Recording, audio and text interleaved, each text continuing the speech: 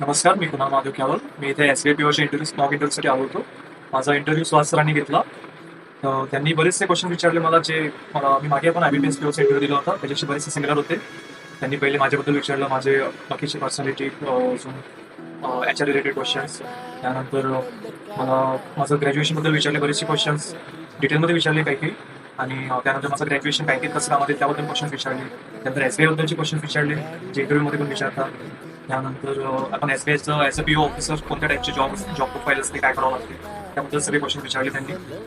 आणि overall interview खूप चांगला होता. आणि इंटरव्ह्यू झाल्यावर ऑलमोस्ट 20 मिनिटं झाला इंटरव्ह्यू. त्यानंतर सरांनी एक्स्ट्रा 20 मिनिटं घेऊन मला प्रत्येक स्टेप एक्सप्लेन केली, कुठे मी चुकीचं बोललो, कुठे बरोबर बोललो, कुठे कसं बोलायला पाहिजे. मी त्यांना डाऊट विचारले की मी काय असे क्वेश्चन झाल्यावर काय आन्सर करू, तर ते छान सांगितलं सरांनी. सो खूप चांगला एक्सपिरियन्स होता.